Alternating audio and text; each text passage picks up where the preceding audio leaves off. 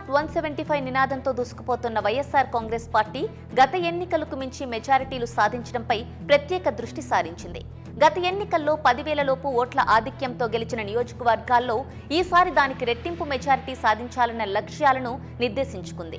అదేవిధంగా గత ఎన్నికల్లో టీడీపీ గెలిచిన 23, జనసేన గెలిచిన 1 నియోజకవర్గంలో పార్టీ విజయమే లక్ష్యంగా ఆయా నియోజకవర్గాల్లో పార్టీని బలోపేతం చేసుకుంటూ ముందుకు సాగుతోంది. వెరసి గత ఎన్నికలతో పోలిస్తే సీట్లే కాదు ఓట్లు కూడా మరింతగా పెంచుకోవాలన్న సంకల్పంతోనే పార్టీ నాయకత్వం అడుగులు వేస్తోంది. 2.5 క్రితమే రానున్న ఎన్నికల్లో 175కి 175 అసెంబ్లీ స్థానాల్లో వైఎస్ఆర్ కాంగ్రెస్ జెండా రెపరెపలాడాల్సిందేనని పార్టీ అధినేత వైఎస్ జగన్మోహన్ రెడ్డి పార్టీ శ్రేణులకు దిశానిర్దేశం చేశారు. 2019 ఎన్నికల్లో ఘన విజయం సాధించి అధికారంలోకి వచ్చిన వైఎస్ఆర్ కాంగ్రెస్ పార్టీ గత 58 నెలల కాలంలో జరిగిన అన్ని స్థానిక సంస్థల ఎన్నికలు, ఉప ఎన్నికల్లో క్లీన్ స్వీప్ చేసి సత్తా చాటారు. ఈ 58 నెలల కాలంలో జగన్మోహన్ రెడ్డి సామాజిక విప్లవానికి నాంది పలుకుతూ ఎస్సీ, ఎస్టీ, బీసీ, మైనారిటీలకు 50% పదవులను కట్టబెట్టి వారిని గౌరవించారు. రాజ్యాధికారాన్ని బడుగుల చేతుల్లో పెట్టారు. మీ వాటా మీరు తీసుకోండని నిజాయితీగా ఇచ్చారు. దీని కారణంగానే 2019తో పోలిస్తే ఇప్పుడు వైఎస్ఆర్ కాంగ్రెస్ ఓటు బ్యాంకు విపరీతంగా పెరిగింది.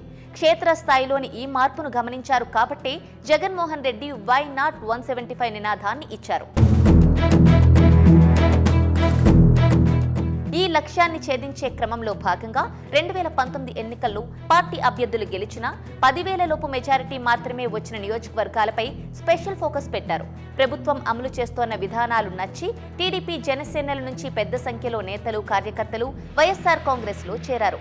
గత ఎన్నికల్లో టీడీపీ, జనసేనకు ఓటు వేసిన వారి ఇళ్లకు సంక్షేమ పథకాలను అందించి తమకు ప్రాంతాలు, పార్టీలు, కులమత భేదాలు లేవని, వివక్ష ఉండదని జగన్మోహన్ రెడ్డి ప్రభుత్వ యంత్రాంగం చాటి చెప్పింది. అర్హతలు ఉంటే చాలు, తమ రాజకీయ ప్రత్యర్థులకు కూడా పథకాలు అమలు చేసి తీరాల్సిందేనని, వాటిని అందుకోవడం వారి హక్కు అని జగన్మోహన్ రెడ్డి పదే అధికార యంత్రాంగానికే కాదు పార్టీ ఎమ్మెల్యేలు, ఎంపీలు, ఇతరత్ర చట్టసభల్లో నేతలకు చెబుతూనే ఉన్నారు. గతంలో ఎన్నడూ ఏ రాజకీయ పార్టీ కూడా ఇంత నిష్పక్షపాతంగా ప్రభుత్వ పరంగా అందే సంక్షేమ ఫలాలు, అభివృద్ధి పథకాలను ప్రజలకు అందించిన దాఖలాలు లేవు. అందుకే 58 నెలల కాలంలో టీడీపీ, జనసేనలను అభిమానించే ఓటర్లు కూడా వైఎస్ఆర్ కాంగ్రెస్ వైపు ఆకర్షితులవుతూ వచ్చారు. ఈ ఎన్నికల్లో వారు కూడా వైఎస్ఆర్ కాంగ్రెస్ పార్టీకి ఓటు వేస్తే ఫ్యాన్ పార్టీ మెజారిటీ గత ఎన్నికలతో పోలిస్తే మరింతగా పెరుగుతుందని రాజకీయ పరిశీలకులు అంచనా వేస్తున్నారు. గత ఎన్నికల్లో వివిధ కారణాల వల్ల తనకు ఓటు వేయని వారు కూడా 5 ఏళ్ల తమ పాలనలో వారి జీవితాలకు జరిగిన మంచిని చూసి తమకు మద్దతుగా ఉండాలని ప్రతి సభలోనూ జగన్మోహన్ రెడ్డి విజ్ఞప్తి చేస్తూనే ఉన్నారు. 2019 ఎన్నికల్లో విపక్షాలు గెలుచుకున్న 24 నియోజకవర్గాలతో పాటు వైఎస్ఆర్ కాంగ్రెస్ కు 10,000 లోపు మెజారిటీలు వచ్చిన 44 నియోజకవర్గాలు కలుపుకుంటే మొత్తం 68 నియోజకవర్గాలపై జగన్మోహన్ రెడ్డి ప్రత్యేక దృష్టి సారించారు. 3 ఏళ్లుగా ఈ నియోజకవర్గాల్లో పార్టీ బలోపేతానికి చర్యలు తీసుకున్నారు. అవి అద్భుతమైన ఫలితాలను ఇచ్చాయి.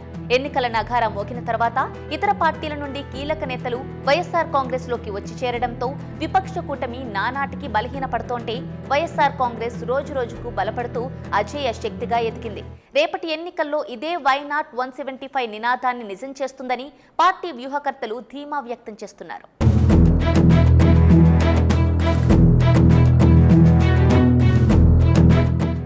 Please subscribe .news.